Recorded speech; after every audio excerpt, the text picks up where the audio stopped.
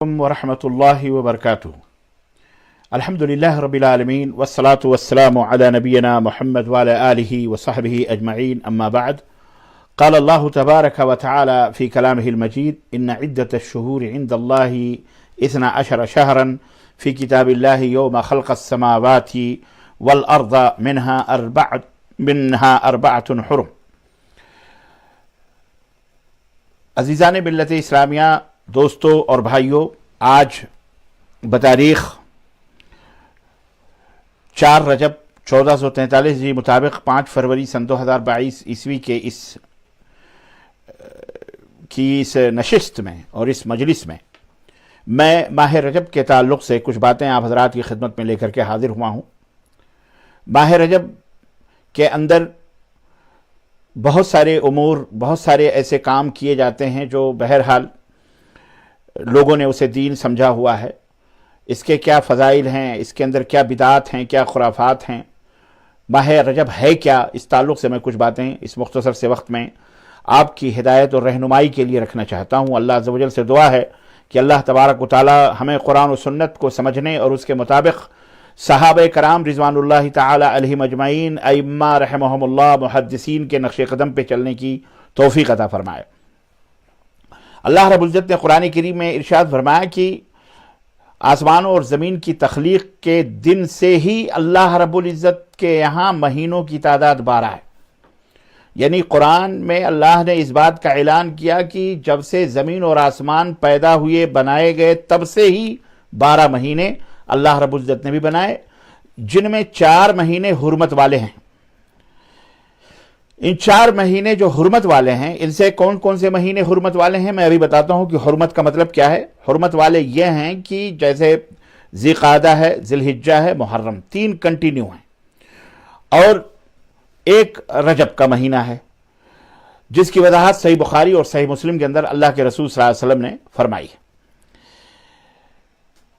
حرمت والے مہینے سے مراد کیا ہے؟ حرمت والے مہینے سے مراد یہ ہے نہیں، محترم مہینے ہیں، مبارک مہینے ہیں۔ اس مہینے میں قتل و غارت گری حرام پہلے زمانے میں کر دی گئی تھی، خون، قتل، جنگ وغیرہ کرنا حرام تھا، لیکن بعد میں یہ چیزیں منسوخ ہو گئیں۔ البتہ اس کی حرمت بئی طور برقرار رہی کہ اس مہینے میں معاصی، گناہ، ذنوب، ان تمام سب کا ارتکاب کرنا بہرحال حرام ہے۔ کوئی یہ بات کہہ سکتا ہے کہ محترم یہ 4 مہینے، جب سب مہینے اللہ کے ہیں تو یہ 4 مہینے کیوں اتنے محترم ہیں اور پھر انہیں دوسروں سے ممتاز کیوں کیا گیا؟ تو بڑا ہی معقول اور بڑا ہی سہل اس کا جواب ہے کہ شریعت میں کوئی چیز یہ بہت بڑی انوکھی یا انوکھی چیز نہیں ہے۔ شریعت کے اندر اللہ کی پوری دنیا ہے، اللہ نے پوری زمین اور آسمان کو بنایا، لیکن مکہ مکرمہ کو تمام زمینوں میں، تمام شہروں میں سب سے افضل اور سب سے مقدس مکہ مکرمہ ہے، پھر اس کے بعد مدینہ منورہ ہے، دیگر شہروں سے زیادہ محترم قرار دیا گیا۔ 7 دن ہوتے ہیں، لیکن اس کے اندر جمعے کا دن اللہ تبارک و تعالیٰ نے محترم بنایا۔ راتیں سب اللہ کی ہیں، لیکن اس میں رات لیلۃ القدر جس میں قرآن نازل ہوا، شب قدر جس کو ہم کہتے ہیں، رمضان کے مہینے میں اللہ تعالیٰ نے تمام باقی راتوں میں اس رات کو سب سے محترم بنایا، برتری عطا فرمائی۔ اسی طرح اشخاص میں بھی بعض لوگ کم، بعض لوگ زیادہ ایک دوسرے سے افضل اور اعلیٰ ہیں، جیسے کہ تلک الرسل فضلنا بعضهم علی بعض، اللہ رب العزت نے فرمایا کہ رسول ہیں اور ان میں ہم نے بعض کو بعض کے اوپر فوقیت عطا فرمائی ہے، مرتبہ دیا ہوا ہے۔ الغرض یہ کوئی اچنبے کی بات نہیں ہے۔ اور حرمت و تعظیم میں ان 4 مہینوں کی تخصیص بالکل اسی طرح ہے جیسے اللہ رب العزت نے فرمایا کہ حافظوا علی الصلوات والصلاۃ الوسطی، نمازوں کی حفاظت کرو، یعنی جو 5 ٹائم کی نماز ہے ان کی حفاظت کرو، بطور خاص صلاۃ وسطی یعنی درمیانی نماز کی حفاظت کرو۔ تو نماز تو سب نماز ہے، سب کی حفاظت کرنا ہے، لیکن اللہ تعالیٰ نے خاص طور سے درمیانی نماز کی حفاظت کا حکم دیا۔ تو یہ ہے اس کا سبب، اس میں کوئی پریشان ہونے کی بات نہیں۔ دوسری بات یہ ہے کہ ان مہینوں کی جو حرمت ہے اس کا مطلب کیا ہے؟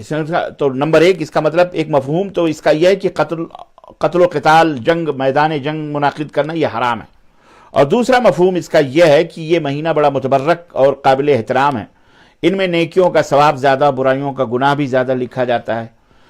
تو یہ 2 مطلب ہیں۔ تو پہلا جو مفہوم تھا قتل و غارت گری، قتال وغیرہ، یہ حرام ہے، یہ شریعت میں منسوخ ہے، ابھی ابھی ابھی ابھی وہ چیز نہیں رہی جو پہلے تھی، یہ منسوخ ہو چکا ہے۔ جبکہ دوسرا مفہوم جو ہے یعنی قابل احترام و متبرک ہے، یہ مہینہ اس کی عزت کرنا، اس میں زیادہ سے زیادہ عبادت کرنا اور گناہوں سے بچنے کی، ہمیشہ گناہوں سے بچنا چاہیے، لیکن بالخصوص اس مہینے میں گناہوں سے بچنے کی کوشش زیادہ کرنی چاہیے۔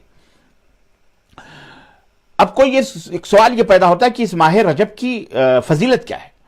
تو اس ماہ رجب کی اتنی فضیلت عمومی طور پر یہ ہے کہ وہ 4 حرمت والے مہینوں میں سے ایک ہے، ذی القعدہ، ذی الحجہ، محرم اور یہ رجب، ان میں سے ایک ہے، اس لیے یہ محترم ہے۔ بقیہ امام شوکانی رحمہ اللہ فرماتے ہیں کہ رجب کے تعلق سے خاص طور پر کوئی صحیح، حسن یا کم درجے کی ضعیف سنت وارد ہی نہیں ہے، یعنی کوئی ایسی چیز حدیث میں آئی نہیں ہے کہ یہ کوئی بہت بڑی فضیلت والا مہینہ ہے۔ بس یہی فضیلت ہے کہ یہ 4 مہینے حرمت کے مہینوں میں سے ایک ہے۔ اس سلسلے میں تمام روایات علامہ شوکانی فرماتے ہیں یا تو من گڑھت ہے یا جھوٹی ہیں یا سخت ضعیف، اور اس کے تعلق سے میں ابھی انشاءاللہ تعالی آپ کی خدمت میں وضاحت پوری رکھتا ہوں۔ اسی طرح سے امام ابن تیمیہ رحمۃ اللہ علیہ نے بھی فرمایا کہ اس میں جتنی بھی روایات ہیں ضعیف ہیں، موضوع گڑھی ہوئی ہیں، اس لیے ان پر اعتماد نہیں کیا جا سکتا۔ مجموع الفتاوی کے اندر جلد نمبر 20 اور صفحہ نمبر 290 کے اندر یہ بات موجود ہے۔ ابن قیم جوزی جو ان کے شاگرد رشید ہیں، وہ بھی المنار المنیف صفحہ نمبر 96 میں یہی کہتے ہیں کہ رجب کے روزے اور اس کی راتوں میں قیام وغیرہ کے متعلق کوئی بھی صحیح روایت حدیث موجود نہیں ہے۔ ابن حجر نے بھی اور بہت سارے اہل علم نے یہ بیان کیا ہے کہ اس کی کوئی خاص فضیلت نہیں ہے، اور جن روایات میں اس کی کوئی فضیلت آئی بھی ہے تو وہ سارے کے سارے وہ تمام کذاب اور کذب ہیں، اور کذاب راویوں نے بیان کیے ہیں اور جھوٹ ہیں یہ۔ عزیزان گرامی، رجب کی فضیلت کے تعلق سے اس سلسلے میں کوئی اس کی فضیلت میں کوئی ثبوت نہیں ہے۔ بعض اہل علم نے یہ روایت نقل کی ہے کہ رسول اللہ صلی اللہ علیہ وسلم نے حرمت والے مہینوں میں روزے رکھنے کی ترغیب دلائی ہے، اور چونکہ رجب بھی حرمت والے مہینوں میں سے ہے اس لیے اس کے روزے عام حدیث کی روشنی میں رکھنے چاہیے۔ تو یہ واضح طور پر یہ روایت، یہ بتا دینا چاہتا ہوں میں کہ یہ روایت بھی صحیح نہیں ہے، بلکہ یہ روایت بھی ضعیف ہے، جیسا کہ علامہ ناصر الدین البانی رحمہ اللہ نے ضعیف ابو داؤد جو کتاب لکھی ہے اس کے اندر حدیث نمبر 2328 یعنی 2328 میں حدیث نمبر میں اس کو ذکر کیا کہ یہ حدیث۔ آئیے یہ دیکھتے ہیں کہ ماہ رجب کی بدعتیں کیا ہیں۔ اللہ رب العزت نے جبکہ منع فرمایا ہے کہ حرمت والے مہینوں میں فرمایا کہ فلا تظلموا فیہن انفسکم، یہ جو حرمت والے مہینے ہیں ان کی عزت کرو، ان مہینوں میں اپنے نفسوں پر ظلم نہ کرو، سورہ توبہ آیت نمبر 36۔ اس کے اندر مفسر قرآن شیخ ابن عادل نے مفہوم بیان کیا ہے کہ اپنے نفسوں پر ظلم سے مراد کیا ہے۔ اپنے نفسوں پر ظلم نہ کرو مطلب یعنی اس مہینے میں گناہوں کا ارتکاب مت کرو، اور اللہ کی اطاعت اور نبی کی اتباع اور پیروی کے جو کام ہیں فرما برداری کے اسے مت چھوڑو، بلکہ اللہ کی اطاعت کرو، نبی کی پیروی کرو۔ اور بہت سارے لوگوں نے بیان کیا اس سلسلے میں اس کا مفہوم۔ تو اس سے پتہ چلا کہ حرمت والے مہینوں میں خصوصی طور پر گناہ کا ارتکاب کرنا یہ بہرحال حرام ہے، بلکہ بچنا چاہیے، گناہوں سے کوشش کرنی چاہیے۔ چونکہ رجب بھی حرمت والے مہینے میں سے ہے اس لیے اس مہینے میں بھی یہی کوشش کرنی چاہیے۔ مگر افسوس کا مقام یہ ہے کہ اللہ کا کرنا ایسا کہہ لیں یا لوگوں کی بدنصیبی ہے کہ اس مہینے میں وہ گناہ تو ہوتے ہی ہیں جو دوسرے مہینوں میں کیے جاتے ہیں، اس مہینے میں مزید بڑے بڑے گناہ لوگوں نے کرنا شروع کر دیے جو اس مہینے کے لیے خاص ہیں۔ ایسے بھی گناہ میں آپ کو بتاؤں وہ کون سے گناہ ہیں۔ مثال کے طور پر اس مہینے میں ایک عمل کیا جاتا ہے، کنڈا بھرا جاتا ہے۔ ہم بھی بہت جب چھوٹے تھے بچے تو ہم نے دیکھا، ہماری والدہ ماجدہ اللہ تعالیٰ ان کو کروٹ جنت نصیب فرمائے، انتقال کر گئیں، باقاعدہ رجب میں کنڈے بھرتی تھی۔ مجھے یاد ہے آج بھی کہ باقاعدہ وہ پوریاں بناتی تھیں، تلتی تھیں، اور میٹھے بنتے تھے، خوشبو اگربتیاں۔ اور ایک منشی جی تھے، وہ میاں صاحب وہ آتے تھے اور باقاعدہ وہ جس کمرے میں رکھا تھا، ہم لوگوں کو تو جب چولہے جلتے تھے تو اس کے باقاعدہ لکیر کھینچ دیتی تھیں، اور چولہا وغیرہ سب صاف کر کے، اس زمانے میں لکڑیاں کنڈے ونڈے اپلے جلاتے تھے، تو اس کے ذریعے سے باقاعدہ صفائی ستھرائی سے نہا دھو کر کے بیٹھتی تھیں، اور وہ خاص اہتمام کے ساتھ وہ پوریاں اور شکر اور پتہ نہیں کیا کیا سب بنا کر کے، حلوے وغیرہ دودھ وغیرہ سے ڈال کے سب وہ روٹکوں کے اندر رکھ کر اور اس کو بہترین ڈلیوں میں سجا کر اس کو ایک مخصوص مقام پہ رکھا جاتا تھا، مصلی بچھا دیا جاتا تھا، اور اگربتیاں سلگا دی جاتی، منشی جی آتے تھے اور باقاعدے وہ فاتحہ واتحہ بہت دیر تک کرور کے نذرانے لے کر پھر وہ جاتے تھے۔ یہ رجب کا کنڈا آج بھی بہت ساری جگہوں پہ ہو رہا ہے، استغفر اللہ۔ اب یہ رجب کا مہینہ آیا، اس کے اندر تو ایک سے ایک بدعتیں اور ایک سے ایک خرافات، اللہ اکبر، اعوذ باللہ، استغفر اللہ۔ عرس اور میلے بھی ہمارے ملکوں کے اندر چل رہے ہیں، آپ کو پتہ ہی ہے۔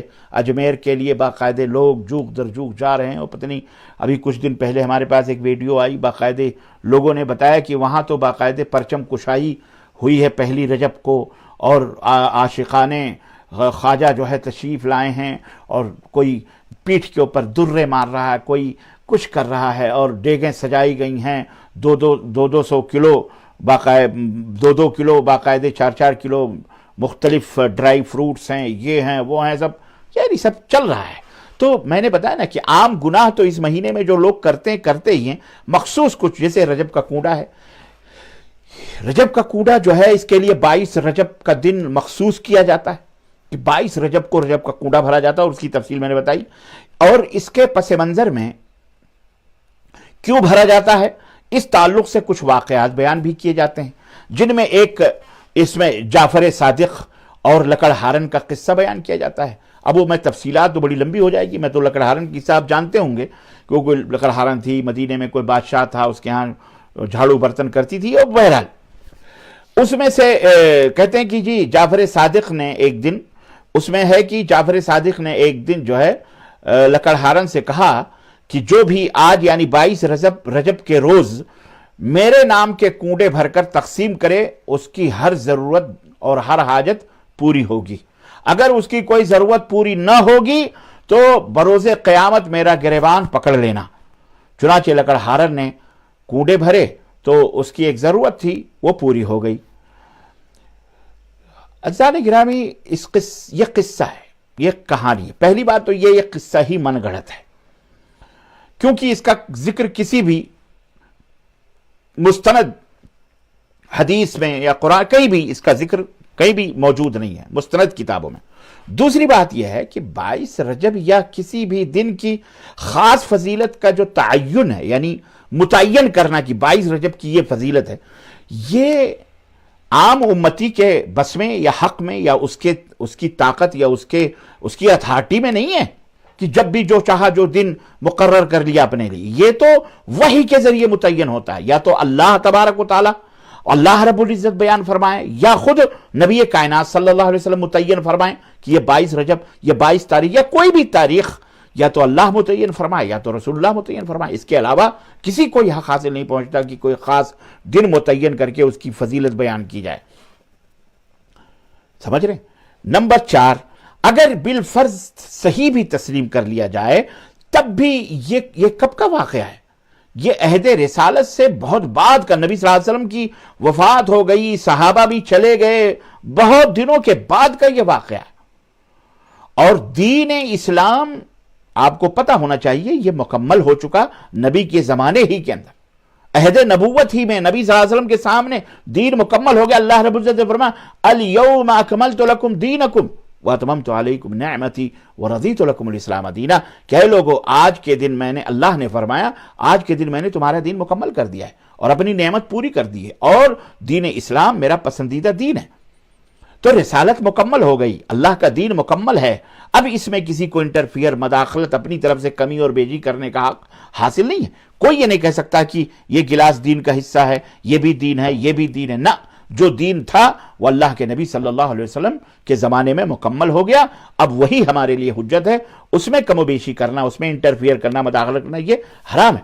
اب جو بعد کا جو اضافہ ہوگا وہ اضافہ شمار ہوگا جسے دین کے اندر بدعت اور گمراہی کہا جا رہا ہے۔ گمراہی ہے وہ، جیسا کہ نبی کائنات صلی اللہ علیہ وسلم نے فرمایا کل محدثۃ بدعہ وکل بدعۃ ضلالہ، ہر دین میں ہر نیا کام بدعت ہے، دین میں ہر نیا کام بدعت ہے، اور ہر بدعت گمراہی ہے۔ اب کوئی یہ نہ کہے کہ بدعت ہے گمراہی، تم بھی بدعت ہو کیونکہ تم بھی نبی کے زمانے میں، ارے یہ نبی کے زمانے کی بات نہیں ہو رہی ہے، دین کے اندر، دین جو نبی صلی اللہ علیہ وسلم نے پیش کیا ہے اس کے اندر من احدث فی امرنا ھذا ما لیس منہ فہو رد، صحیح بخاری روایت ام المومنین عائشہ رضی اللہ عنہا اس حدیث کی راویہ ہیں، کہتی ہیں نبی صلی اللہ علیہ وسلم نے فرمایا کہ ہمارے لائے ہوئے اس دین میں، فی امرنا، ہمارے لائے ہوئے اس امر میں، اس حکم میں، اس دین میں، نہ کہ دنیاوی اعتبار سے کوئی کہے جی، ایک مولوی صاحب تھے کہنے لگے جی یہ گھڑی پہننا حرام ہے، بدعت ہے، کیونکہ آپ نے یہ گھڑی جو ہے نبی صلی اللہ علیہ وسلم کے زمانے میں نہیں تھی، یہ گلاس میں پانی پینا حرام ہے کیونکہ یہ گلاس نبی صلی اللہ علیہ وسلم کے زمانے میں نہیں تھا،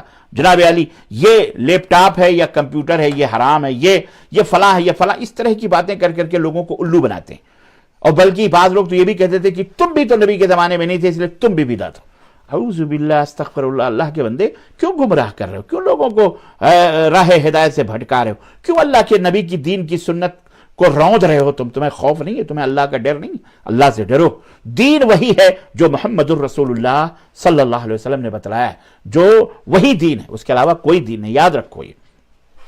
تو اور ہر بدعت جو دین کے اندر ہے وہ گمراہی ہے۔ تیسری بات یہ ہے، چوتھی یا پانچویں بات یہ ہے کہ یہ جو رسم رجب کے کنڈے بھرنے کی ہے، یہ رسم اہل السنہ، یعنی ہم اہل السنہ والحدیث، اہل السنت والجماعت تو ہم ہیں، ہم ہی ہیں اہل السنہ والجماعہ، الحمدللہ، اللہ کا فضل ہے، کیونکہ ہمارا دعویٰ ہے کہ ہم وہ کام کرتے ہی نہیں جس پر مدینے والے کی مہر نہ ہو۔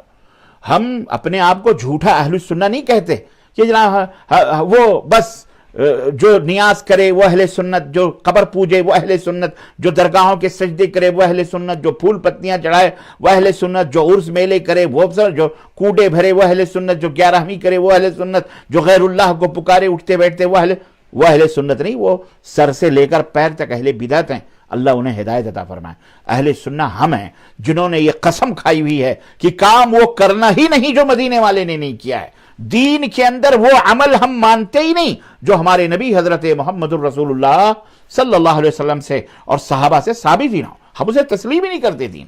یہ بات اچھی طرح سے واضح طور پر سن لو، ہم دین کے اندر، دنیا کے اندر تو کیا ہے، اللہ کے رسول صلی اللہ علیہ وسلم نے خود اجازت دی ہے کہ دنیا کو انتم اعلم بامور دنیاکم، تم دنیاوی معاملات کو ہم سے زیادہ جانتے ہو، اس لیے جیسا بہتر ہے ویسا تم کرو۔ تو عرض کرنے کا مطلب یہ ہے کہ یہ جو رسم کی جاتی ہے 22 رجب کو، یہ اصل میں شیعہ حضرات کی ایجاد، شیعہ حضرات نے ایجاد کیا۔ اب میں آپ کو یہاں بتاؤں کہ پیچھے سے چھرا ہمارے دین میں کس نے گھونپا ہے، یہ شیعہ حضرات ہیں۔ میں انہیں کیا بتاؤں، آپ سب جانتے ہیں، جنہیں ہم روافظ کہتے ہیں، کیونکہ جعفر صادق رحمہ اللہ یہ بہت بڑے عالم تھے، بہت بڑے فقیہ تھے، یہ اہل بیت میں سے ہیں، یہ نبی کریم صلی اللہ علیہ وسلم کے جو ہے نسب میں سے ہیں۔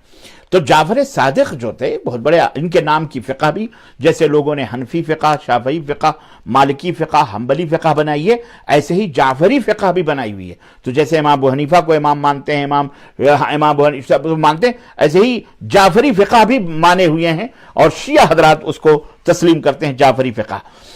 تو جعفر صادق کا قصہ بیان کرتے ہیں کہ جی جعفر صادق نے ایسا ایسا کرا۔ سوال یہ پیدا ہوتا ہے کہ 22 رجب کو جعفر صادق کی نہ پیدائش ہے، نہ 22 رجب کو جعفر صادق پیدا ہوئے، نہ ان کی وفات ہے، نہ اور کوئی تعلق جعفر صادق کا اس سے ہے، تو پھر کیا مطلب ہے یہ؟ اس کے پیچھے راز کیا ہے کہ 22 رجب منتخب کرنے کی؟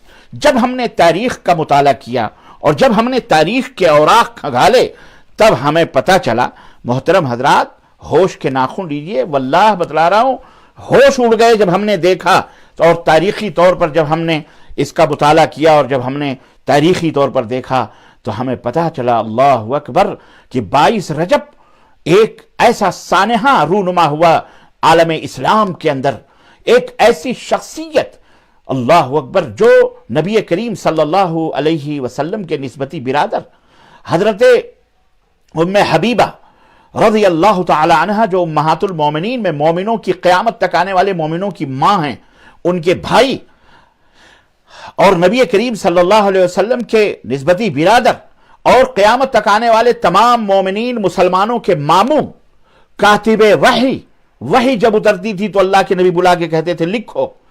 آپ کو پتہ ہے وہ ہستی کون سی؟ حضرت امیر معاویہ بن سفیان رضی اللہ تعالی عنہما۔ یہ وہ ہستی 22 رجب کو اس دار فانی سے کوچ کری اور وفات ہوئی، ان کا انتقال ہوا۔ یہ وہ ہستی تھی، یہ وہ بزرگ صحابی رسول تھے کہ جنہوں نے 20 برس اپنے بھائی کے ساتھ نائب گورنر تھے ملک شام کے اندر، اور جب بھائی کا انتقال ہوا تو 20 برس بلا شرکت غیر پورے مملکت اسلامیہ ان کے زمانے میں انہوں نے باغ و ڈور سنبھالی ہوئی تھی، بلا شرکت غیر 20 برس تک انہوں نے حکومت کی ہے۔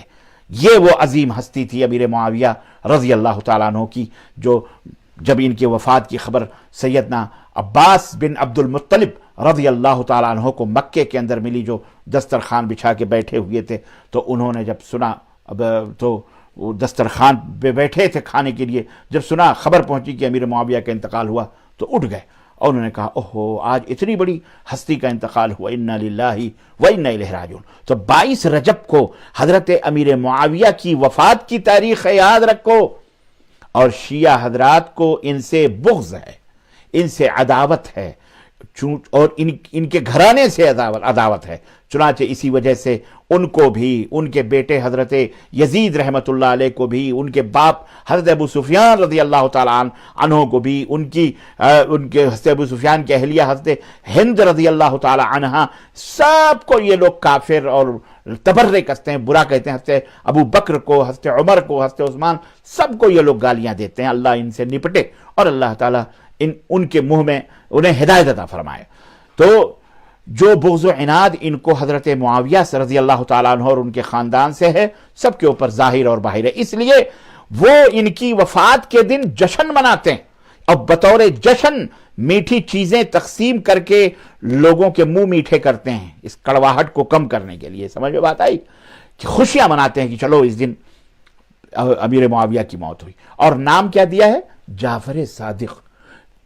اللہ، جب انہوں نے یہ دیکھا کہ یہ رسم سنیوں میں بھی عام ہونی چاہیے، اہل السنہ والجماعہ میں، تو جعفر صادق کا من گھڑت قصہ چھپوا کر ان میں کتاب لکھ کر تقسیم کر دیا، اور یوں یہ رسم اہل السنہ والجماعہ کے بعض طبقوں میں جو اپنے آپ کو اہل سنت کہتے ہیں، بہرحال گمراہ ہو گئے اور ان میں پھیل گئی یہ چیز۔ تو خلاصہ کلام یہ ہے کہ 22 رجب کے دن کوڑے بھرنے والی جو رسم ہے یہ خود ساختہ اور جاہلانہ ہے، جس کا دین اسلام سے کوئی رشتہ اور کوئی تعلق نہیں ہے۔ اس لیے ہر مسلمان کو چاہیے جو میری آواز سن رہے ہیں کہ اسے بچیں۔ اسی طرح ایک دوسری بدعت اس مہینے میں شب معراج کے نام پہ کی جاتی ہے، وہ 27 رجب کو کی جاتی ہے۔ ہمیں یاد ہے جب ہم بدعتی تھے اور اپنے بدعتی ادارے میں پڑھتے تھے تو وہاں ایک شیخ تھے، شیخ الحدیث تھے، جب یہ مہینہ آتا تھا تو وہ کہتے تھے معراج کا مہینہ آیا ہے بھائی، معراج کا مہینہ آیا ہے۔ تو رجب کی 27 تاریخ کو شب معراج منائی جاتی ہے، دن کو روزہ اور رات کو قیام کیا جاتا ہے، نعت کی محفلیں چوکوں چوراہوں پر اور مختلف دینی مجلسیں منعقد کی جاتی ہیں، اور مساجد میں چراغاں وغیرہ کیے جاتے ہیں، اگربتیاں سلگائی جاتی ہیں، سجایا جاتا ہے، قمقمے لگائے جاتے ہیں، اور راتوں کو لونڈے جو ہے ادھر سے ادھر موٹر سائیکلیں لے کر فراٹے بھرتے ہیں، پتہ نہیں کیا الا بلا آپ سب جانتے ہو کرتے ہیں۔ تو اس سلسلے میں یہ بات بھی میں آپ کے سامنے اردو کا سردو، ہندی کا چندی کر کے بتا دوں، تاکہ آپ کے اوپر بھی یہ بات منکشف ہو جائے کہ یہ چیز اسلام کا حصہ نہیں ہے۔ سب سے پہلی بات تو یہ قابل ذکر ہے کہ شب معراج کی تاریخ تو کجا، اس کے مہینے میں بھی اختلاف ہے۔ یہ جو 27 رجب بیان کی جاتی ہے نا، یہ تو گڑھ لی گئی ہے۔ معراج اللہ کے نبی کی ہوئی، جسمانی ہوئی، اور اللہ کے رسول صلی اللہ علیہ وسلم گئے، یہ ہمارا ایمان ہے اور ہمارا عقیدہ ہے۔ معراج کا انکار کرنے والا مسلمان نہیں ہو سکتا ہے، یہ بات اچھی طرح سے یاد رکھیں۔ اور وہ بھی جسمانی معراج ہوئی، آپ صلی اللہ علیہ وسلم مع جسم اور مع روح کے، اللہ تبارک و تعالیٰ انہیں مسجد حرام سے بیت المقدس، اور پھر بیت المقدس سے پہل آسمان، اور آسمان پہلا دوسرا تیسرا، اور پھر جنت اور جہنم کی سیر، پھر سدرۃ المنتہا سے آگے، اور اللہ رب العزت سے ہم کلام ہوئے، گفتگو ہوئی، یہ سارا حدیث صحیحہ سے ثابت ہے اور ہمارا ایمان ہے۔ تو لیکن تاریخ کون سی تاریخ میں اللہ کے نبی صلی اللہ علیہ وسلم کی معراج ہوئی ہے، اس کا کوئی ثبوت موجود نہیں ہے، یہ بات یاد رکھیں۔ کچھ لوگوں نے، مفسرین محدثین نے اور اصحاب سیر نے، سیرت نگاروں نے لکھا ہے کہ معراج کے لیے ربیع الاول بتایا، کہ ربیع الاول کے مہینے میں معراج ہوئی۔ کچھ لوگوں نے محرم کا مہینہ بتایا، کچھ لوگوں نے رمضان المبارک کا مہینہ بتایا۔ چنانچہ عالمی طور پر سب سے مارکت الاعلی آرا جو صحیح کتاب سیرت النبی پر لکھی گئی تھی جس کو عالمی ایوارڈ حاصل تھا، علامہ صفی الرحمن مبارک پوری رحمۃ اللہ علیہ کی کتاب الرحیق المختوم، عربی زبان میں، پھر اس کا اردو میں ترجمہ ہوا، اس کے اندر یہ چیز موجود ہے۔ تو جب شب معراج کے مہینے میں اختلاف ہے تو اس کی تاریخ کا تعین کیسے کیا جا سکتا ہے کہ جی 27 رجب؟ یہ تو عام کر لیا گیا۔ دوسری بات یہ کہ اگر بالفرض یہ ثابت بھی ہو جائے کہ آپ صلی اللہ علیہ وسلم کی معراج 27 رجب ہی کو ہوئی تھی، تب بھی اس دن کا خصوصی طور پر روزہ رکھنا، قیام کرنا، راتوں کو محفلیں منعقد کرنا، مجلسیں لگانا، چراغ اور بتیاں اور یہ وغیرہ بلا بدتر جو کچھ بھی پکانا کھلانا، یہ جو لوگ کرتے ہیں، یہ اللہ کے رسول صلی اللہ علیہ وسلم ثابت نہیں ہے، کیونکہ یہ بات تو طے ہے کہ معراج مکہ میں ہوئی۔ معراج کہاں ہوئی؟ مکے میں ہوئی، اور اس کے بعد تقریباً 13 برس نبی کریم صلی اللہ علیہ وسلم صحابہ کے درمیان موجود رہے۔ سوچئے ذرا، غور کیجئے، معراج کے بعد یعنی ہجرت کے 3 سال پہلے معراج ہوئی، اور 10 سال مدینے کے، تو 13 سال یہ ہو گئے، تو 13 سال میں سے 3 سال یہ اور 10 سال مدینے کے، تو 13 برس تک اللہ کے نبی خود صحابہ کے درمیان موجود رہے۔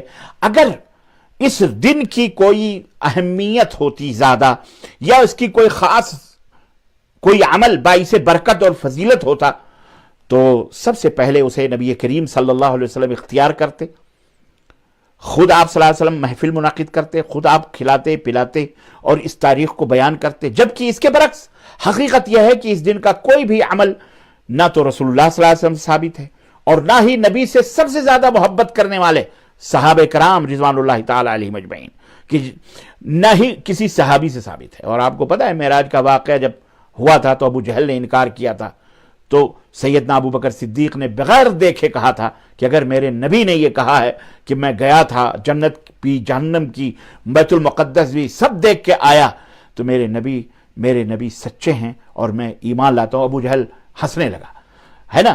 پھر نبی صلی اللہ علیہ وسلم کے پاس حضرت ابو بکر آئے اور نبی صلی اللہ علیہ وسلم سے کہا آپ نے ایسا ایسا کہا ہے، واقعہ بیان کیا ہے، تو آپ نے فرمایا ہاں میں گیا تھا، میں آیا تو اللہ کے نبی نے پوچھا ابو بکر تم نے کیا کہا؟ تو حضرت ابو بکر نے کہا میں نے کہا بالکل آپ نے صحیح صدقہ، میرے نبی نے صحیح کہا۔ تب اللہ کے نبی نے کہا انت الصدیق انت الصدیق انت الصدیق، وہ خطاب دیا اللہ کے رسول صلی اللہ علیہ وسلم نے۔ تو اتنے بڑے محبت کرنے والے کم از کم نبی صلی اللہ علیہ وسلم بتا دیتے یہ تاریخ ہے، یہ مہینہ ہے، لیکن کہیں کوئی اس کا ثبوت مائی کا لال دنیا میں نہیں دے سکتا ہے۔ اور پھر نبی صلی اللہ علیہ وسلم زندہ رہے 13 سال اس واقعے کے بعد، لیکن آپ نے اس کا کوئی عمل نہیں بتایا۔ اور اس کے بعد صحابہ کرام، حضرت سیدنا ابو بکر صدیق رضی اللہ تعالیٰ عنہ اپنی دور خلافت میں، پھر سیدنا عمر بن خطاب رضی اللہ تعالیٰ عنہ اپنے دور خلافت میں 12 برس، پھر سیدنا عثمان غنی رضی اللہ، سیدنا علی، پھر تابعین، تابعین، پھر امام ابو حنیفہ، محدثین، امام بخاری، امام ابو حنیفہ، امام مالک، امام احمد بن حنبل، امام شافعی، یہ تمام ائمہ رحمہم اللہ، کسی سے بھی شب معراج کی 27ویں یا جشن یا یہ کہیں کسی سے کوئی چیز ثابت نہیں ہے۔ لہذا اس دن کو بعض اعمال کے لیے خاص کرنا، یہ ڈھونگیوں، یہ پیٹ شکم پرور مولویوں اور بدعتیوں کی یہ نئی ایجاد ہے، یہ بدعت ہے، یہ اور بدعت نہیں ہے تو اور کیا ہے؟ دین کے نام پر کھانے پینے کا ڈھکوسلا ہے یہ، عشق رسول اور محبت رسول کے نام پر لوگوں کو الو بنا کر انہیں شرک اور خرافات اور فضولیات میں ملوث کرنا ہے، انہیں اصل دین سے ہٹا کر اپنے گڑھے ہوئے اعمال اور رسم و رواج کی طرف لوگوں کو بھٹکانا ہے۔ لہذا ایسی تمام بدعات و خرافات سے خود بھی بچنا چاہیے اور دوسروں کو بھی بچانا چاہیے۔ اور اگر آپ کو شوق ہے نفلی نمازیں پڑھنے کا، روزے رکھنے کا، تو اس کے لیے نبی صلی اللہ علیہ وسلم کی سنت موجود ہے۔ آپ روزانہ رات کو 11 رکعت پڑھا کرتے تھے، قیام کرتے تھے، جیسا کہ موطا امام مالک کے اندر موجود ہے یہ حدیث۔ اسی طرح ہر ہفتے میں نبی صلی اللہ علیہ وسلم ہر سوموار کو اور جمعرات کو روزے رکھتے تھے، سنن ابو داؤد کی حدیث ہے۔ اس لیے اگر کوئی شخص نفلی روزہ رکھنا چاہتا ہے یا قیام اللیل کرنا چاہتا ہے تو سنت کو اپنائے، نبی کے طریقے کو اپنائیں، نہ کہ یہ بدعات اور خرابات ملاؤں نے یا ڈھکوسلوں نے یا مشرکوں نے جو گڑ گڑ کر کے دین کے دشمنوں نے دین کے اندر شامل کیا ہے ان کو اپنائیں۔ ایک عقل مند آدمی کو سوچنا چاہیے، اگر واقعی آپ کو اللہ کے نبی سے محبت ہے تو وہ کام کیجئے جو اللہ کے نبی نے کیا ہے، باقی یہ سب اعمال سے دور رہیے۔ ضرورت ہے کہ وہ کام کریں جس کا فائدہ ہو، یہ نہ ہو کہ محنت کریں، جد و جہد کریں اور اس کا کوئی فائدہ نہ ہو اور ہلاکت کا الٹا باعث بنے، سبب بنے۔ تو یہ تمام سب چیزیں اس سلسلے میں علماء کے بہرحال بہت سارے فتاوے بھی موجود ہیں، میں وقت کی قلت کے پیش نظر میں آپ کی خدمت میں وہ نہیں رکھ سکتا۔ بہرحال اس تعلق سے آئیے میں ایک دو حدیثیں اس تعلق سے بعض لوگ بیان کرتے ہیں۔ فضیلت کی تو میں نے بتا دی، بقیہ اس تین قسم کی حدیثیں ہیں۔ ایک فضیلت کی، جیسا کہ اللہ کے نبی صلی اللہ علیہ وسلم اور قرآن سے وہ ثابت ہوا کہ یہ حرمت کا مہینہ ہے، اس لیے اس میں بچنا، معاصی اور ذنوب سے بچنا چاہیے۔ احادیث ضعیفہ بھی اس سلسلے میں چند ایک میں ذکر کروں، جیسے کہ ایک حدیث بیان کی جاتی ہے، بیہقی کی روایت ہے، فضائل الاوقات کے اندر امام بیہقی نے یہ حدیث ذکر کی ہے کہ رسول اللہ صلی اللہ علیہ وسلم نے فرمایا کہ جنت میں رجب نامی ایک نہر ہے جس کا پانی دودھ سے زیادہ سفید اور شہد سے زیادہ میٹھا، جو آدمی ماہ رجب میں ایک دن روزہ رکھے گا اللہ تعالیٰ اس آدمی کو اس نہر سے پانی عطا فرمائے گا۔ یہ حدیث بیان کی جاتی۔ امام ابن جوزی کی کتاب العلل المتناہیہ کتاب ہے، رقم اس میں لکھتے ہیں کہ اس حدیث میں مجہول روات کی کثرت، یعنی اس کے بیان کرنے والے مجہول کی کثرت ہے، اس کی تمام سندیں ضعیف ہیں، یہ صحیح روایت نہیں ہے، سمجھ رہے ہیں؟ اسی طرح سے انس بن مالک رضی اللہ تعالیٰ عنہ کہتے ہیں کہ کان نبی صلی اللہ علیہ وسلم اذا دخل رجب قال اللهم بارک لنا فی رجبنا وفی رجب وشعبان وبلغنا رمضان۔ مسند احمد کی یہ روایت ہے کہ انس بن مالک، سیدنا انس بن مالک کہتے ہیں کہ نبی صلی اللہ علیہ وسلم جب ماہ رجب کے شروع میں یہ دعا مانگتے تھے کہ اللہ ہمارے لیے ماہ رجب اور شعبان کو بابرکت بنا اور ہمیں ماہ رمضان تک زندہ رکھ۔ یہ حدیث بھی سخت قسم کی ضعیف ہے، کمزور ہے، اس کی سند میں زائدہ بن ابی رقاد راوی ہے جس کے بارے میں جرح و تعدیل نے سخت جرح کی ہے۔ امام بخاری نے کہا یہ منکر الحدیث ہے، جبکہ امام نسائی نے کہا غیر ثقہ ہے، جبکہ ابن حبان نے اس کی روایت کو ناقابل اعتبار کہا ہے، تہذیب التہذیب کے اندر یہ روایت موجود ہے۔ بہرحال اسی طرح تیسری ایک روایت بیان کی جاتی ہے کہ رسول مکرم صلی اللہ علیہ وسلم نے فرمایا کہ رمضان المبارک کے بعد ماہ رجب اور شعبان کے علاوہ کسی مہینے میں مکمل روزے نہیں رکھے نبی صلی اللہ علیہ وسلم نے، رجب میں اور شعبان ہی میں مکمل روزے رکھے۔ یہ حدیث بھی انتہائی درجے کی ضعیف روایت ہے، اس کی سند میں یوسف بن عطیہ نامی راوی ہے، امام بیہقی نے اسے بھی بہت سخت ضعیف کہا ہے۔ تو یہ ضعیف روایتیں جن کے اوپر عمل کرنا ہمارے لیے جائز نہیں ہے۔ آئیے کچھ گڑھی ہوئی روایتیں جو گڑھ گڑھ کر کے بیان کرتے تھے، جھوٹی، وہ بھی میں آپ کی خدمت میں رکھتا ہوں۔ ماہ رجب کی فضیلت میں گڑھی روایت بہت زیادہ ہیں، بہت زیادہ۔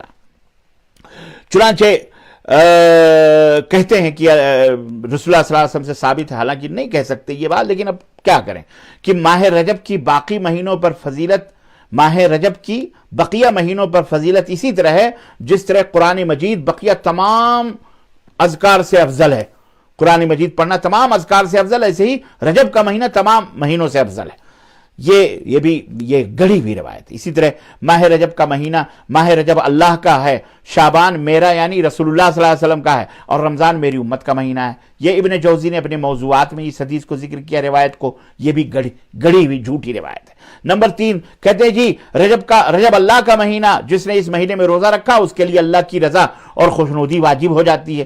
یہ بھی امام شوکانی نے فوائد المجموعہ میں اس حدیث کو بھی موضوع قرار دیا ہے۔ اسی طرح کہتے ہیں جس نے ماہ رجب میں 3 دن روزہ رکھا اس کو پورے ماہ کے مہینے کے روزوں کا ثواب ملتا ہے، اور جو اس ماہ میں 7 دن روزہ رکھتا ہے اس پر جہنم کے 7 دروازے بند کر دیے جاتے ہیں۔ یہ بھی گڑھی ہوئی روایت ہے، جھوٹی ہے۔ 5واں نمبر، جس نے ماہ رمضان کے روزے رکھے اور 4 رکعت نماز ادا کی اس شخص کو اس وقت تک موت نہیں آئے گی جب تک وہ جنت میں اپنا مقام نہ دیکھ لے۔ یہ بھی جھوٹی اور گڑھی ہوئی روایت ہے۔ میرے عزیزو، اور جیسا کہ میں نے آپ کو ماہ رجب کی کچھ بدعتوں کا ذکر کیا جسے حوث پرست اور شکم پرور مولویوں نے، علماء نے عوام الناس کے مذہبی جذبات کو گرما کر ان بدعات کو رائج کیا ہے، عوام الناس تک کتاب و سنت کا واضح پیغام پہنچانے کی آج کے اس دور میں سخت ضرورت ہے، تاکہ وہ اپنے ایمان کو بدعات اپنے اعمال کو، ایمان کو شرک کی ملاوٹ اور اعمال کو بدعت کی ملاوٹ سے محفوظ رکھ سکیں۔ ماہ رجب کی جو مخصوص بدعتیں ہیں ان میں ایک بدعت جیسا کہ میں نے بتایا رجب کے کنڈے ہیں، اسی طرح سے شب معراج کا جشن وغیرہ مناتے ہیں جو، اسی طرح سے ماہ رجب کی بدعتوں میں نماز مخصوص انداز سے صلاۃ الرغائب کے نام سے بڑی مشہور پڑھی جاتی ہے کہ اور یہ کہا جاتا ہے کہ جی رجب کی پہلی جمعرات کو مغرب اور عشاء کے درمیان اس کو پڑھا جاتا ہے۔ اس میں 12 رکعتیں ہوتی ہیں، ہر رکعت میں ایک دفعہ سورہ فاتحہ اور سورۃ القدر، سورہ اخلاص بھی ترتیب اسی طرح 3 دفعہ پڑھی جاتی ہیں، اور یاد رہے کہ یہ 12 رکعت 2 رکعت کر کے ادا کی جاتی ہیں، اور پھر نماز سے فارغ ہو کر 60 دفعہ یہ درود پڑھا جاتا ہے، اللہم صلی علی محمد النبی الامی وعلی آلہ الی آخر۔ پھر سجدے کی حالت میں 60 دفعہ سبوح قدوس رب الملائکۃ والروح کہا جاتا ہے۔ سجدے کے بعد یہ دعا 60 دفعہ پڑھی جاتی ہے، رب اغفر لی ورحم وتجاوز عما تعلم انک انت العزیز الاعظم۔ پھر دوسرے سجدے میں بھی اسی طرح کیا جاتا ہے۔ بہرحال یہ طریقہ ہے نماز۔ جس طرح صلاۃ الرغائب مشکل ترین اور پیچیدہ نماز ہے نا، یہ پیچیدہ ہی نماز ہے نا، یہ گڑھی ہوئی نماز ہے نا، یہ اللہ کے نبی سے ثابت نہیں ہے۔ آپ یہ نہ سوچنا نہ اللہ کے نبی سے ثابت، نہ صحابہ سے ثابت، نہ تابعین سے ثابت، نہ محدثین سے ثابت، نہ ہی ائمہ رحمہم اللہ کسی سے بھی ثابت نہیں، یہ سب شگم پرور ملاؤں سے ثابت ہے، جھوٹے بدعتیوں سے ثابت ہے۔ تو جس طرح یہ اتنی پیچیدہ ہے نماز، اسی طرح اس کے اجر و ثواب بھی بڑے پیچیدہ ہیں، وہ بھی میں آپ کو بتاؤں۔ کہتے ہیں کہ اس نماز کے پڑھنے کے بعد انسان کے تمام گناہ، چاہے وہ سمندر کے جھاگ اور درختوں کے پتے کے برابر کیوں نہ ہو، سب معاف ہو جاتے ہیں۔ اسی طرح اس کی فضیلت بیان کرتے ہیں کہ جو صلاۃ الرغائب پڑھ لے یہ نماز، اس نماز کو ادا کرنے والا قیامت کے دن 70 رشتہ داروں کے لیے شفاعت کرے گا۔ استغفر اللہ، یہ سب جھوٹ ہے۔ اسی طرح قبر کے اندر جب دفن ہوگا تو صاحب قبر کہے گا، ایک خوبصورت سا نورانی حسین چہرہ خوشبودار وہ آئے گا تو کہے گا تم کون ہو؟ اللہ کی قسم تم سے بہتر خوبصورت گفتگو کرنے والا خوشبودار ہم نے تو نہیں دیکھا۔ تو یہ ثواب اس کو کہے گا کہ میں تو اس نماز کا ثواب ہوں جو تو نے رجب کے اندر فلانی رات کو پڑھی تھی، میں آج تیرا حق لوں گا، قبر میں تیری تنہائی دور کروں گا، تیری وحشت کو ختم کر دوں گا، قیامت کے دن میں تمہارے سر پر سایہ بن کر کے آؤں گا، اور تم کبھی بھی خیر سے محروم نہیں ہوگے۔ اس نماز کا ثواب خوشخبری سنائے گا کہ مجھے پڑھنے والے تو آج عذاب قبر سے بچ گیا۔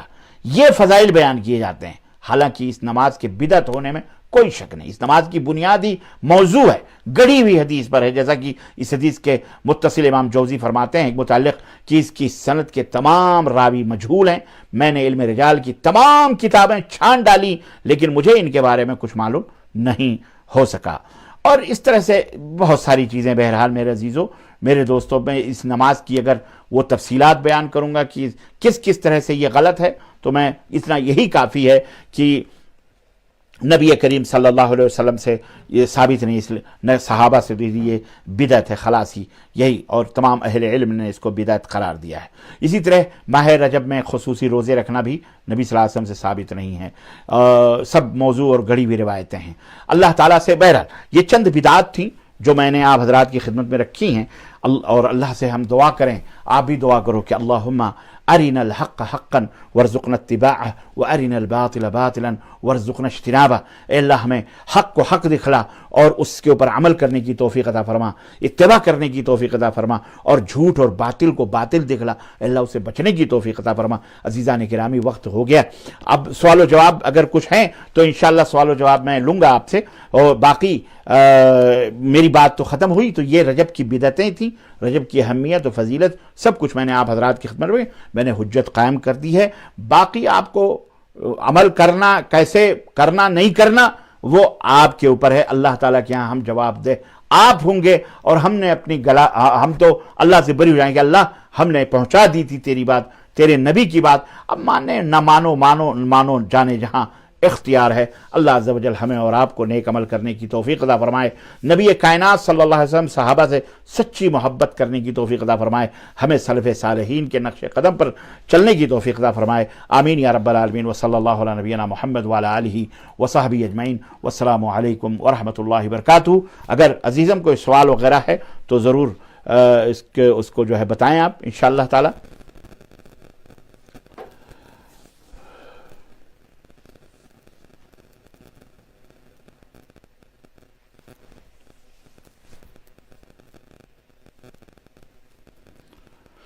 माशाअल्लाह लोगों ने काफ़ी दुआएं दी हैं, अल्लाह आमीन या रब्बल आलमीन। क्या है, कौन कह रहे हैं? ये रियाज हुसैन कह रहे हैं कि अल्लाह आप पर और आपकी फैमिली पर रहमत करे, अल्लाह आपको भी, अल्लाह आपके ऊपर भी रहम नाजिल फरमाए, हम सब के ऊपर अल्लाह रहम नाजिल फरमाए। अच्छा, क्या है, मोहम्मद मोहसिन, जो लोग आपको पसंद नहीं करते वो आपका वीडियो नहीं देखेंगे, फिर भी क्या है, छुप चोर कर भर निकल कर तबलीग करो। क्या है, फेसबुक छोड़ के बाहर निकल कर तबलीग। अच्छा अच्छा, कोई बात नहीं, इंशाल्लाह बाहर भी करते हैं हम, मस्जिदों के अंदर भी करते, लोगों से मुलाकात करके भी करते हैं, बाकायदा बड़ी बड़ी कॉन्फ्रेंसों में भी। आज भी मैं एक कॉन्फ्रेंस में था, वर्चुअल कॉन्फ्रेंस, अकीदा ही पहले क्यों, अल्हम्दुलिल्लाह उसके अंदर भी मौजूद था, लोगों ने उसके अंदर भी सुना होगा। तो अल्हम्दुलिल्लाह हर जगह करते हैं, जहाँ भी जैसा मौका मिलता है, तहरीर के ज़रिए भी, तकरीर के ज़रिए भी, दर्स के ज़रिए भी, तालीम के ज़रिए भी, नेट के ज़रिए से भी, मोबाइल के ज़रिए से भी, जो भी वसाइल अल्लाह ताला ने दिए हैं अल्हम्दुलिल्लाह सवालात और जवाबात के ज़रिए भी देते हैं। और कोई सवाल? एक सवाल किसी भाई ने ये ज़रूर ये किया है कि ये जो क्या कहते हैं तोगरे वगैरह लगाए जाते हैं, जैसे दीवारों पर आयात कुरानिया के तोगरे लगाते हैं ना, वक्त है हमारे पास 15-20 मिनट है, तो कहते हैं कि अस्मा अल्लाह के नामों के तोगरे या कुरानी आयात के इन्ना फतहना लका फतह मुबीना या सूरह फातिहा या आयतल कुर्सी, ये लिखवा करके तोगरे बना करके, पोस्टर बना करके, या ऐसा दीवारों पर इस तरह के जो लगाते हैं, या घरों के बाहर हाजा मिन फजल रब्बी, ये वगैरह कुरानी आयात वगैरह जो है, क्या ये इस्लाम के अंदर है? क्या ये जायज़ है इस तरह से फ्रेम कराना और इस तरह तोगरे लगाना और ये इस तरह ये तमाम सब चीज़ें हैं? तो इस सिलसिले में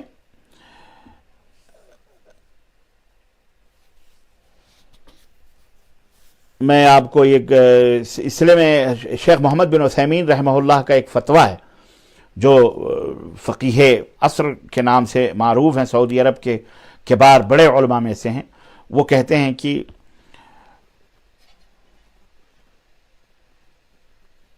अल्लाह तबारक व तआला का नाम या मोहम्मद सल्लल्लाहु अलैहि वसल्लम का नाम लटकाने का क्या फ़ायदा है? अगर इंसान ये गुमान करता है कि इससे बरकत हासिल होती है या इस हसूल बरकत का फ़ायदा होगा, तो ये जानना चाहिए कि बरकत किसी भी किस्म के अमल से हासिल नहीं होती, इस किस्म के अमल से हासिल नहीं होती, क्योंकि ये तो कोई मुफीद जुमला भी नहीं है, अल्लाह या मोहम्मद लिख देना, कि जिससे ऐसा माना लिया जा सके जो हसूल बरकत का सबब हो।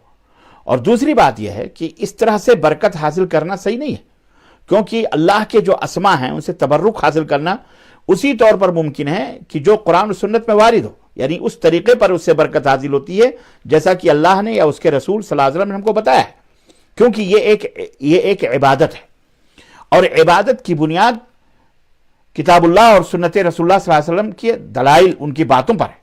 फिर जो सूरत हमने अभी बयान की कि एक तरफ अल्लाह का नाम होता है और दूसरी तरफ बिल्कुल उसके बिलमुकाबिल मोहम्मद सल्लल्लाहु अलैहि वसल्लम का नाम लिखा होता है, इसमें अल्लाह और रसूल के माबैन एक किस्म की एक तरह से तशरीक और मुआज़नत पाई जाती है, जबकि ये बात जायज़ नहीं है, क्योंकि एक शख्स ने रसूलुल्लाह सल्लल्लाहु अलैहि वसल्लम से सिर्फ ये कहा था माशा अल्लाह व शेत, माशा अल्लाह व शेत, ए अल्लाह के नबी जो आप चाहें, जो अल्लाह चाहे और आप चाहें, यानी जो अल्लाह ताला और आप चाहें। जैसा कि आज हमारे यहाँ भी ये जुमले बहुत अल्लाह रसूल चाहेंगे तो ये हो जाएगा, अल्लाह रसूल चाहेंगे, ये जुमला खुद नबी सल्लल्लाहु अलैहि वसल्लम के सामने किसी शख्स ने कहा, सहाबी ने, माशा अल्लाह व शेत, आप जो चाहें और अल्लाह जो चाहे, तो उस पर नबी करीम सल्लल्लाहु अलैहि वसल्लम ने उसको टोका और कहा अजअलतनी लिल्लाहि निद्दन बल माशा अल्लाह वहदह, क्या तूने मुझे अल्लाह ताला का साजी बना दिया, शरीक बना दिया, पार्टनर बना दिया? बल्कि ये कहो कि जो अकेला अल्लाह चाहे, जो अकेला अल्लाह चाहे। ये अल्लाह के रसूल सल्लल्लाहु अलैहि वसल्लम ने समझाया सहाबी रसूल को, समझ रहे हैं? तो इस तरह से कोई ऐसी हरकत करना जो अल्लाह और उसके रसूल के दरमियान مشارکت استغفر اللہ ثابت کرے، شرک ثابت کرے، ساجیداری خود اللہ کے نبی نے منع فرمایا۔ پھر یہ بات بھی ہے کہ برکت کے لیے محض نبی کریم صلی اللہ علیہ وسلم کا نام لکھ دینا یہ جائز نہیں ہے، بلکہ برکت تو نبی صلی اللہ علیہ وسلم کی شریعت کے اوپر عمل کرنے اور اس کو لازم پکڑنے سے برکت حاصل ہوتی ہے۔ لہذا یہ تصویر جو لوگ کارڈز میں یا فریم لگا کر استعمال کرتے ہیں، اس کے اندر شرعی مخالفت پائی جاتی ہے۔ جبکہ جہاں تک معاملہ ہے دوسری تصویر کا، جس کی جانب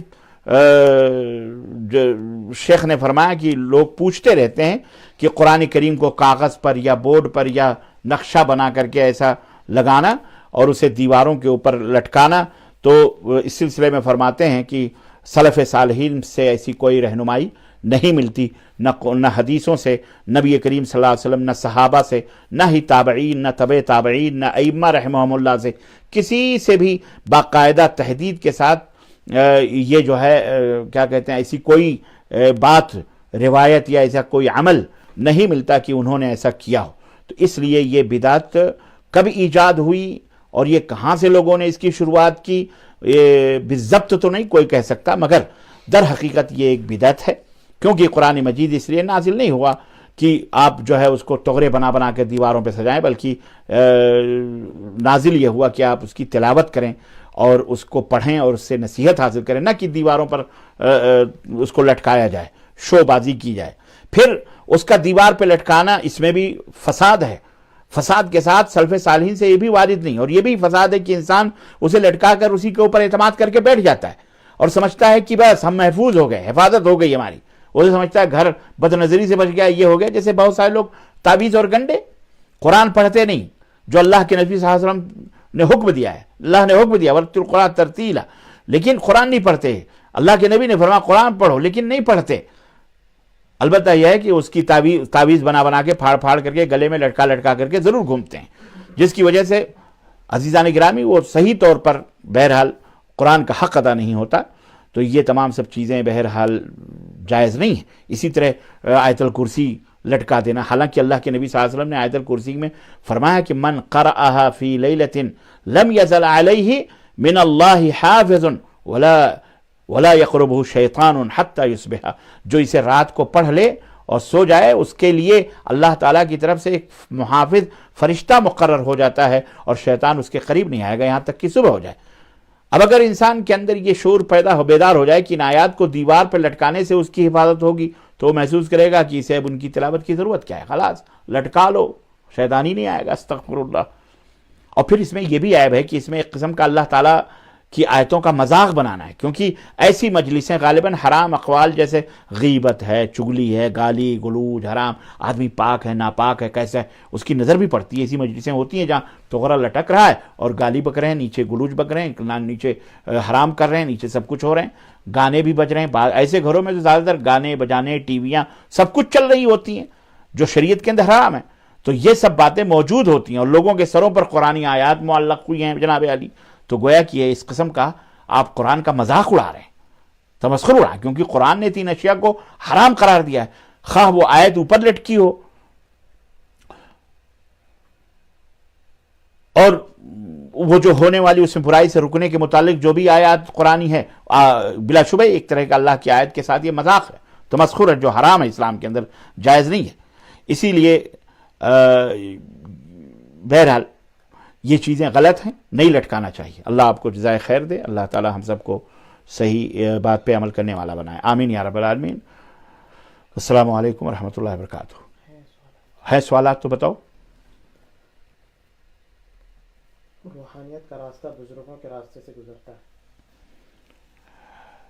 بزرگوں کے راستے، بزرگ ہیں کون؟ آپ بھی بزرگ ہو سکتے ہیں جناب علی، آپ بزرگ کیوں؟ بزرگ کون ہیں؟ روحانیت کا راستہ ہو یا ایمانیت کا راستہ ہو یا حقیقت کا راستہ ہو یا معرفت کا، یہ تمام کی تمام سب چیزیں قرآن و سنت سے گزرتی ہیں۔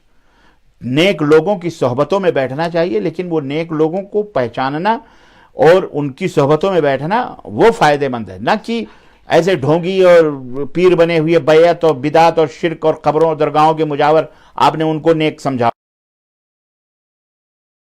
ہیں، لوگوں کو بیوقوف بناتے ہیں۔ ایسے لوگوں سے دور رہنا چاہیے، سمجھ رہے ہیں؟ تو اس لیے روحانیت کا کوئی بھی راستہ، ایمان کا دین، سب دین اسلام کے اندر ہے، اس سے گزرتا ہے، اس سے ثابت ہے تو ٹھیک ہے، نہیں ثابت ہے تو جھوٹ ہے. جی زبیر مختار صاحب کہتے ہیں السلام علیکم ورحمۃ اللہ. ڈاکٹر صاحب میرا ایک سوال ہے. اہل حدیث کہتے ہیں دیوبندیوں کے پیچھے نماز نہیں پڑھنا چاہیے کہ ان کے عقیدے کا پتہ نہیں ہوتا، تو آپ کی نماز نہیں ہوتی. آپ اس پر روشنی فرمائیں. دیکھیں، نماز کے تعلق سے میں آپ کو ایک بات بتاؤں، دیوبندی ہو، بریلوی ہو، کوئی کسی شہر کی طرف نسبت کرے، اہل حدیث اپنے آپ کو کہے، کوئی بھی ہو، ہمیں اس سے کوئی غرض نہیں. نسبت کرنے سے کوئی وہ نہیں ہوتا، سمجھ رہے ہیں. سب سے کوئی بندہ دیوبند کا بھی ہو، دیوبندی اپنے آپ کو کہتا ہے. بھائی محمد عاقل صاحب جدہ والے، وہ دیوبند کے ہیں، سمجھ رہے ہیں. حالانکہ وہ جدہ میں رہتے ہیں لیکن وہ دیوبند کبھی کبھی بولتے ہیں دیوبندی اپنے آپ کو. تو دیوبند میں بھی مسلمان ہیں الحمدللہ، غیر مسلم بھی ہیں، تو غیر مسلموں کو بھی دیوبندی کہا جاتا ہے. تو اس کا مطلب کیا ہے؟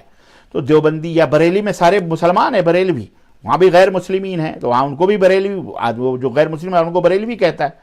تو یہ کوئی مسئلہ نہیں ہے. کوئی اپنے آپ کو مکاوی کہے، کوئی اب آپ کو جداوی کہے، کوئی اب آپ کو مدنی کہے، کوئی بھی کہے، یہ مہم نہیں ہے. نسبت تو پتہ نہیں جھوٹوں نے اپنی نسبتیں اہل عدل اور اہل توحید کی طرف کری ہوئی ہیں، اپنے آپ کو مومنین کہتے ہیں. تو کیا مطلب ہے؟ ان نسبتوں سے کوئی کسی کا وہ ہو جائے گا؟ نہ، اصل چیز ایمان اور عقیدہ ہے.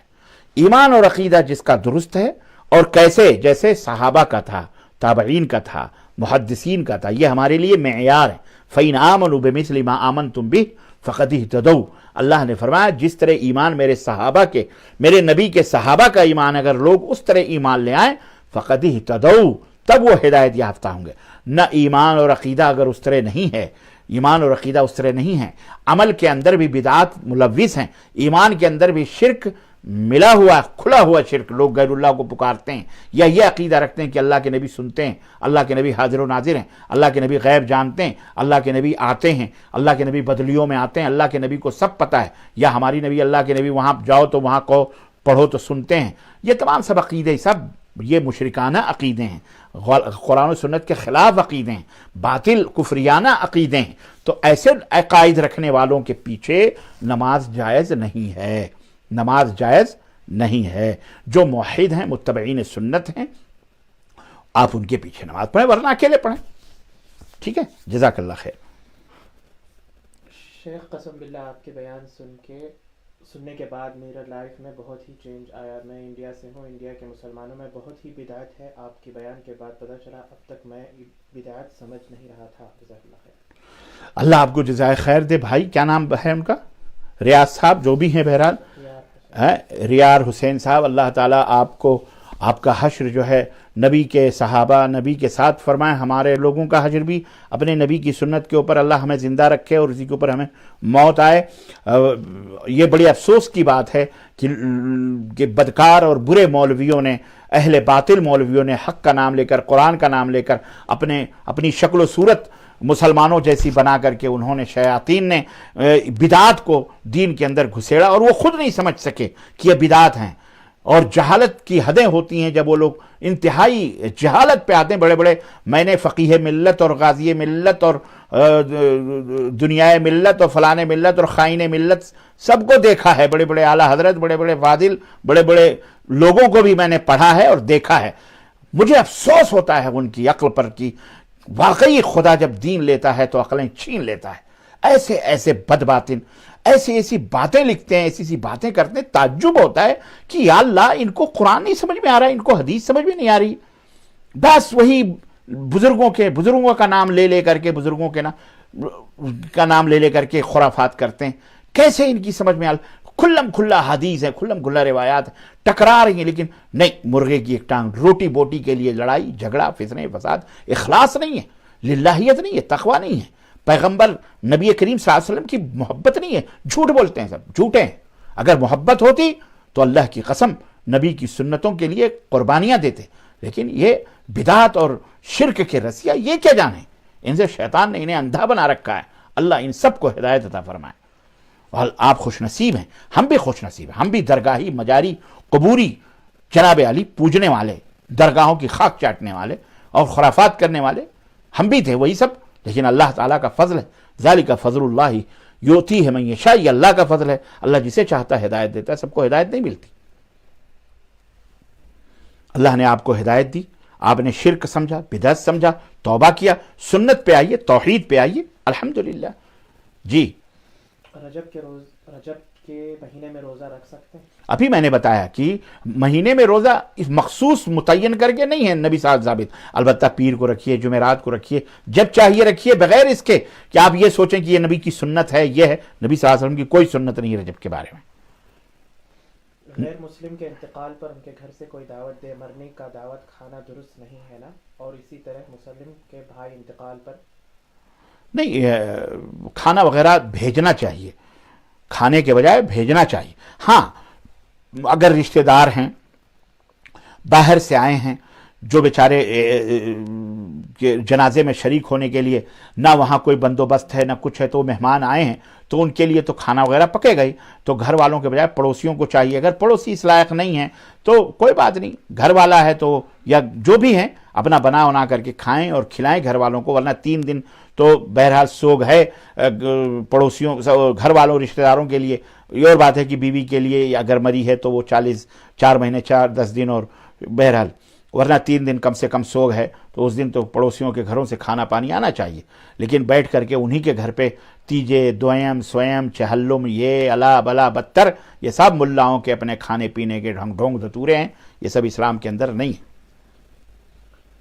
شہادت کی انگلی کیوں حرکت کرنی چاہیے نماز میں؟ کیونکہ اللہ کے رسول صلی اللہ علیہ وسلم جب بیٹھتے تھے، جیسا کہ حدیث میں آتا ہے کہ جب آپ نماز میں بیٹھتے تو داہنے ہاتھ کو داہنے ران پر اور بائیں ہاتھ کو بائیں ران پہ رکھتے، اور آپ حلقہ بناتے 55 کا، بعض روایتوں میں کچھ اور، بہرحال 97 کا کچھ اس طرح کا ہے، حلقہ بناتے، اور محدثین نے بتایا کہ یہ یوں کرتے اور یوں، اور آپ وکانہ یشیر اصبعہ، اور اپنے انگلی سے آپ اشارہ فرماتے تھے۔ یہ نہیں ہے کہ بعض لوگ جیسا کہ بیان کرتے ہیں کہ جب ایسے ہی رکھے رہو ہاتھ، اور جب اشہد اللہ پہ پہنچو تو مٹھی باندھو اور اشہد اللہ الہ الا اللہ پہ گرا دو اور پھر کھول لو یا باندھے رکھو۔ ایسا نبی صلی اللہ علیہ وسلم سے ثابت نہیں ہے کہ اشہد اللہ الہ پہ اٹھاؤ الا اللہ پہ گراؤ، نہیں، بلکہ حدیث میں یہ ہے کہ اللہ کے رسول صلی اللہ علیہ وسلم بیٹھتے تھے شروع سے ہی ایک داہنے ہاتھ کی مٹھی بناتے اور اپنے سبابے سے کانا یشیر اشارہ فرماتے تھے، تو مسلسل سلام پھیرنے تک یہ انگلی حرکت کرتے تھے۔ تو یہ سنت سے ثابت ہے، اس لیے جائز ہے، یہ کرنا چاہیے۔ جو اس کا مذاق اڑائے وہ اللہ تعالیٰ اس کے منہ میں انگارے ڈالے گا، اللہ اسے ہدایت دے۔ میں نے پرسوں ویڈیو آئی، ایک حیدرآبادی مولوی کو کوئی نقش بندی ہے پگڑ باندھ کے، وہ باقاعدہ داڑھیوں کا مذاق اڑا رہا ہے کہ وہ داڑھی نہیں، وہ برگ ہے، وہ انگلیوں کا مذاق اڑا رہا ہے جو حدیث میں ثابت ہے، اور باقاعدہ بیان کر رہا ہے کہ جب بھی پوچھے تو کہتے حدیث ہے، سنت ہے۔ اس طرح سے مذاق، اللہ کے قہر سے اس خبیث کو بچنا چاہیے۔ اور جو جاہل بیٹھ کر کے سبحان اللہ مزے لے رہے ہیں، ہنس رہے ہیں، انہیں بچنا چاہیے، اللہ کا قہر نہ ٹوٹ پڑے۔ اللہ کے نبی کا مذاق تو اڑا رہا ہے کلمہ پڑھ کر کے، غیر تو اللہ کے نبی کو گالیاں دے ہی رہا ہے، قرآن کو چلا رہا ہے، نبی کو گالیاں دے رہا ہے، نبی صلی اللہ علیہ وسلم کو برا بھلا کہہ رہا ہے، نبی کے لائے دین کو برا کہہ رہا ہے، اور یہ مردود کلمہ پڑھ کر کے اس طرح کی لوگوں کو گمراہ کر رہا ہے۔ اور لوگوں تمہیں کیا ہو گیا؟ تمہیں شرم نہیں آتی؟ تمہیں حیا نہیں آتی کہ یہ ایسا جھوٹا مکار عیار آدمی اپنے پگڑ اور امامے کے نام پر لوگوں کو گمراہ کر رہا ہے، اور تم کو یہ شرم نہیں آتی کہ وہ مذاق اڑا رہا ہے حدیثوں کا؟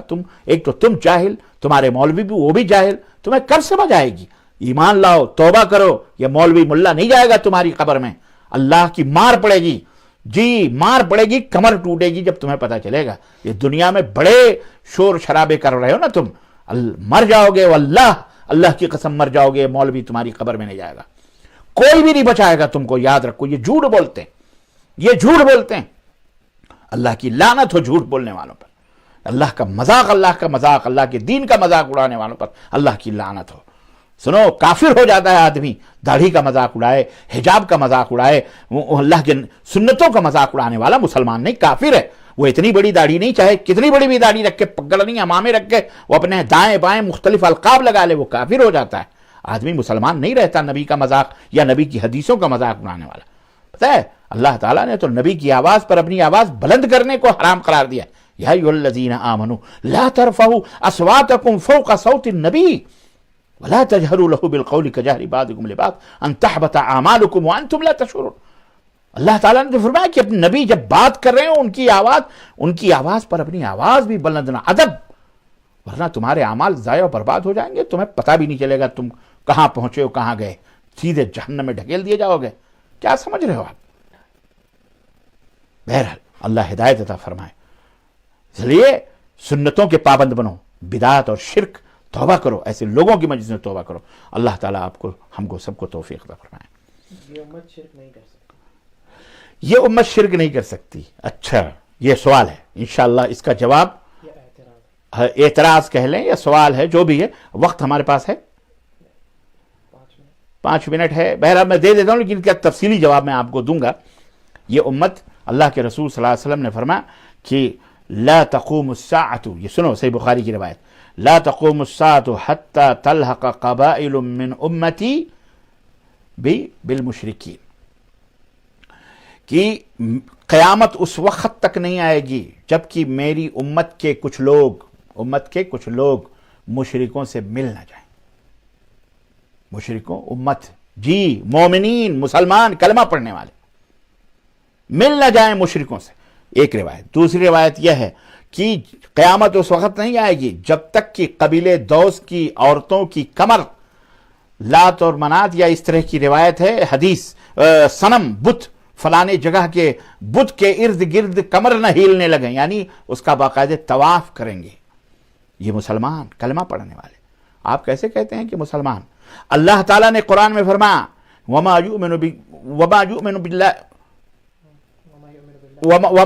باللہ اکثرهم الا وهم مشرکون. بہت سارے اکثر لوگ ایسے ہیں جو اللہ پر ایمان لانے کا دعویٰ کرتے ہیں لیکن وہ مشرک ہیں. عبداللہ ابن عباس رضی اللہ تعالیٰ عنہ فرماتے ہیں اللہ پر ایمان لاتے ہیں کہ اللہ مالک ہے، خالق ہے، پیدا کرنے والا ہے، مارنے والا، جلانے والا، لیکن اس کے باوجود بھی پھر غیر اللہ سے دعائیں کرتے ہیں، پکارتے ہیں، ان کو مانگتے ہیں، ان کو حاجت روا مشکل کشا سمجھتے ہیں، ان کو اپنا مددگار سمجھتے ہیں، اس کے باوجود بھی وہ شرک کرتے ہیں. یہ اس آیت کی تفسیر عبداللہ ابن عباس جو حبر الامہ ہیں انہوں نے فرمایا.